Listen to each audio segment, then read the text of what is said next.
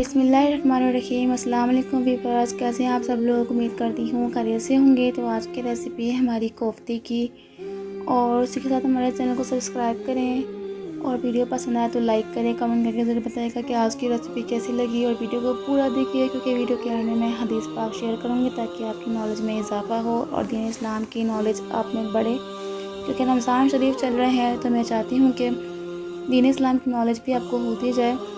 तो वीडियो शुरू करते हैं। क्योंकि देखिए ना, रमज़ान शरीफ चल रहे हैं, इतना बिज़ी शेड्यूल होता है कि हमारे पास टाइम ही नहीं होता। बहुत सारे काम करने होते हैं, सहरी अफ्तारी, खाना, उसके अलावा बहुत सारे काम होते हैं, इबादत होती है, अल्लाह ताला की बहुत सारी चीज़ें होती है। तो मैं सारे बिज़ी शेड्यूल में से आपके लिए रेसिपी निकालने की कोशिश कर रही हूँ।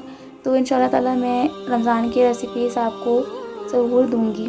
तो आप देखिएगा कि मैं इंशाल्लाह ताला अच्छी अच्छी रेसिपीज़ लेके आती रहूँगी आपके साथ। और मैं बहुत सारी चीज़ें काट रही हूँ। देखिए वीडियो के अंदर मैंने लहसुन, अदरक और प्याज वगैरह सब काट लिए हैं। तो ये मैंने इसे अब काट के दिखाया है। वैसे तो मैं वीडियो में इस तरीके से नहीं दिखाती हूँ, लेकिन मैंने फिर भी कहा कि चलो भाई दिखा देते हैं काट के, क्योंकि बस ऐसे ही कि आपको पता चलेगा किस तरीके से मैं कटिंग करती हूँ चीज़ों की, और मैं किस तरीके से काट के हर चीज़ मतलब वेजिटेबल्स वगैरह रखती हूँ।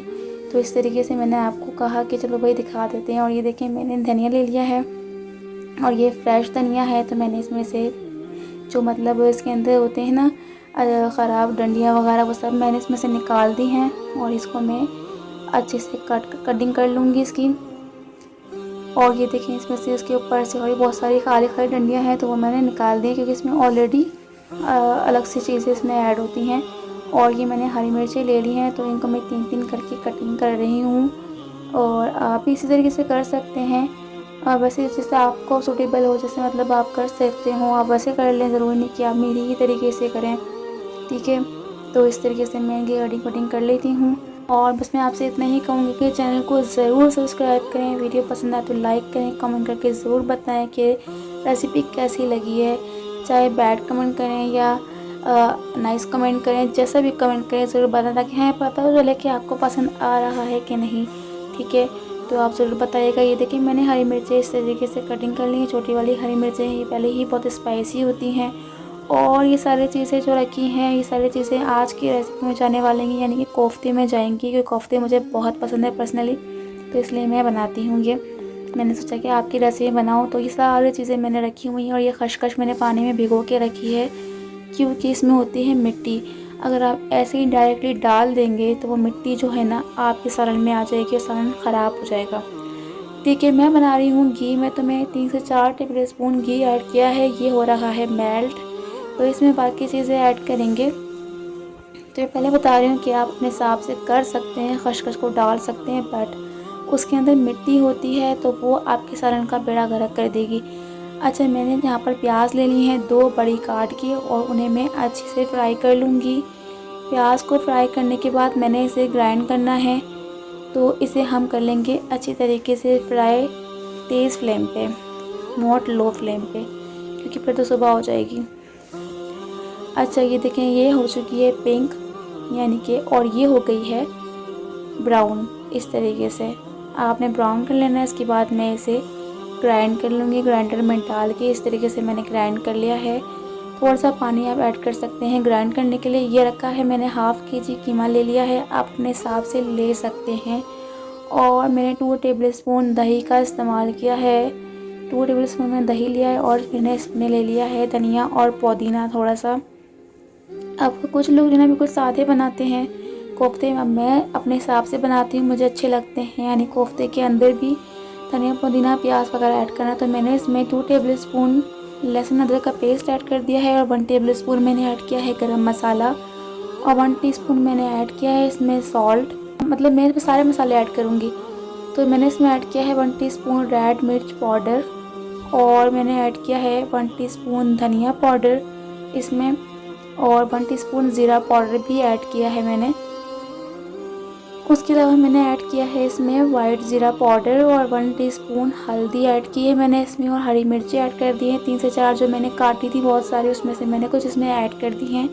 और इसको अच्छी तरीके से मिक्स करें, कीमे को और सारी चीज़ों को, मतलब मसाले को इस तरीके से मैंने मिक्स करके रख लिया है। और इसमें मैं ऐड कर रही हूँ मैंने जो लिए हैं चने मैंने लिए हैं, उन्हें मैंने ग्राइंड कर लिया है। तो ग्राइंड करके मैंने इसमें 2 से 3 टेबल स्पून मैंने इसमें ऐड कर दिया, ताकि जब हम कोफ्ते बनाए तो वो टूटे नहीं, अच्छे से वो हो जाए, यानी कि राउंड राउंड।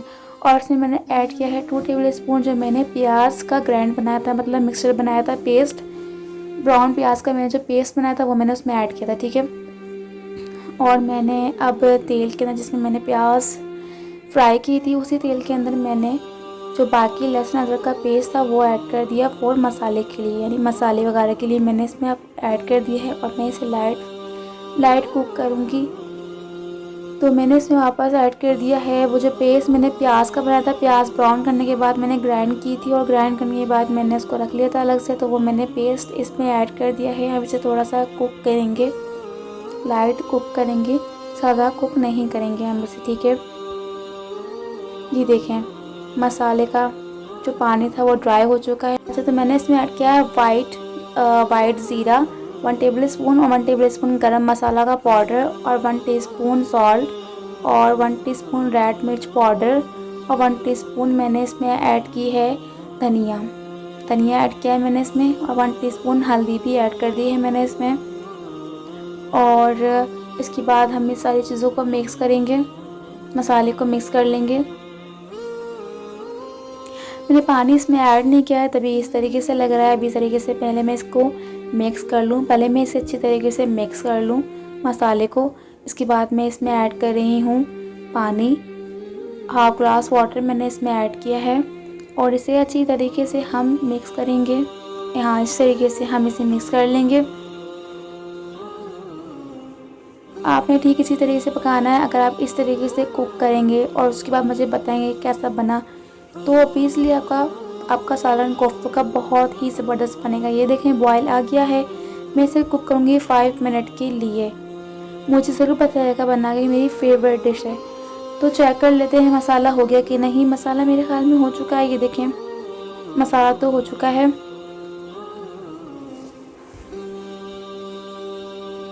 मैंने इसमें ऐड किया है दही, 1 कप दही ऐड किया है मैंने इसमें, और इसे अच्छी तरीके से मिक्स कर लेंगे। दही को अच्छी तरीके से आप उसको बीट कर लीजिए। पता है क्यों? क्योंकि उस पर जो होते हैं ना दाने दाने से आ जाते हैं खाने में, यानी सालन में दाने दाने से आ जाते हैं, फिर वो अच्छा नहीं लगता, क्योंकि उससे कच्चापन आ जाता है सालन के अंदर। तो आप पहले से अच्छे तरीके से दही को बीट कर लेना। उसके बाद आप जो है इसमें ऐड करना। आप 3 से 4 मिनट के लिए कुक करेंगे। तो ये मैंने यहाँ प्याज ऐड कर दी है, जो मैंने कीमे के अंदर सारी चीज़ें ऐड की थी। उसके बाद मैंने इसमें प्याज ऐड किए सिर्फ, और इसे कर लेंगे अच्छी तरीके से हम इस तरीके से मिक्स, यानी कि प्याज को भी इसमें अच्छी तरीके से हम मिक्स करेंगे, ठीक है। ये देखें मिक्स हो रहा है। उसके बाद मैं इसको बना लेती हूँ गोल गोल राउंड में कोफ्ते। मैं इसके कोफ्ते बना लेती हूँ, ठीक है। देखें इस तरीके से आप अच्छी तरीके से गोल गोल करते जाइएगा, और उसके बाद आप बना के ट्रे में रख दीजिएगा, या जहाँ पे आप रखना पसंद करें वहाँ पे आप रख लीजिएगा। इस तरीके से गोल गोल आपने बनाने हैं। पानी का इस्तेमाल कर लें या फिर आप ऑयल का इस्तेमाल कर लें। इस तरीके से आपने बना के रखने हैं गोल गोल राउंड में। और ये देखिए मैंने सारे के सारे इस तरीके से बना लिए हैं। ये देखें सारे मैंने इस तरीके से बना के रख लिए हैं। 12, 13, 14, 15 हैं इस तरीके से। तो अब चेक कर लेते हैं अपना मसाला हो चुका है हमारा। ये देखें ऑयल ऊपर आ चुका है। अब कोफ्ते इसमें ऐड कर देंगे हम जो हमने बनाए हैं। सारे कोफ्ते इसी तरीके से हम पूरे उसमें भर देंगे, यानी कि ऊपर तक। और हमने इसे हिलाना नहीं है, इसको डाल के कोफ्तों को रख के आपने अगर इसे हल्का सा भी हिलाना है तो आपने इसे वो सिर्फ नॉन स्टिक को पकड़ के आपने हल्का सा आपने हिलाना है। ये नहीं कि आप चम्मच चला के उसके अंदर जो है ना आपने कार्रवाइयाँ करें। ऐसा नहीं करिएगा, क्योंकि फिर ये कोफ्ते टूट जाएंगे, क्योंकि अब ये कच्चे हैं और ये भी पके भी नहीं हैं, तो ये टूट जाएंगे, ठीक है। इस तरीके से मत करिएगा। आपने सिर्फ नॉन स्टिक को हल्का सा दोनों साइड से पकड़ के हिलाना है, तो ये सही हो जाएगा, ठीक है। इस तरीके से हमने रख दिए हैं और 20 मिनट के लिए कुक करेंगे हम इन्हें। आइए देखते हैं को 20 मिनट हो चुके हैं। ये देखें कोफ्ते पक चुके हैं, कुक हो चुके हैं अच्छी तरीके से, देख सकते हैं। मैंने दम पे रखा था, उसके बाद देखते हैं। ये देखें हमारे कोफ्ते रेडी हो चुके हैं। इसके अंदर मैं ऐड कर रही हूँ हरी मिर्चें काट के, पहले ही मैंने हरी मिर्च काफ़ी डाल दी, लेकिन मैं स्पाइसी खाना पसंद करती हूँ, अपने हिसाब से ऐड कर सकते हैं क्योंकि मैं तीखा खाना पसंद करती हूँ। तो आप भी उसी तरीके से अपने हिसाब से कर लीजिएगा। और मैंने इसमें ऐड किया है हरा धनिया ऊपर से और गार्निशिंग के लिए। तो खुशबू बहुत मज़े की आ रही है, आप जो है ना बना के मुझे ज़रूर बताइएगा। ये देखिए कोफ्ते हो चुके हैं रेडी। तो आज की रेसिपी हमारी रेडी हो चुकी है। तो आज की हदीस पाक जो मैंने आपके साथ शेयर करनी है तो वो ये है, रसूलुल्लाह सल्लल्लाहु अलैहि वसल्लम ने फरमाया, जो आदमी रोज़े की हालत में भूल जाए और खा पी ले तो उसे चाहिए कि वह अपना रोज़ा पूरा कर ले, क्योंकि उसको ये अल्लाह ने खिलाया और पिलाया है। सही बुखारी 2716। तो ये हदीस पाक रोज़े के हवाले से है, क्योंकि रमज़ान शरीफ चल रहे हैं तो मैंने उसी के हिसाब से आपको नॉलेज के लिए ये हदीस पाक शेयर की है। रोज़े में भूल कर कुछ लोग खाना खा लेते हैं तो उनको लगता है कि उनका रोज़ा टूट चुका है, जबकि ऐसा नहीं होता। अगर रोज़ा टूट जाए और फिर उसके बाद वो सोचें कि भाई रोज़ा टूट गया है, अब तो उनको गुनाह मिलेगा ना। तो इस हवाले से ये हदीस पाक थी, तो मैंने सोचा कि मैं आपकी इल्म में इजाफा करूँ, हदीस पाक शेयर कर दूँ आपको, ताकि बहुत सारे लोगों का रोज़ा बच जाए, क्योंकि रोज़ा बेकार हो जाएगा, आपका टूट जाएगा। अच्छा, तो आपको वीडियो पसंद है, चैनल को सब्सक्राइब करें, वीडियो को लाइक करें, कमेंट करके ज़रूर बताइएगा आपको आज की हमारी रेसिपी कैसी लगी। दुआओं में याद रखिएगा, अपना बहुत बहुत ख्याल रखिएगा। इसी के साथ दे हमें इजाज़त। जज़ाकल्लाह खैर। अल्लाह हाफिज़।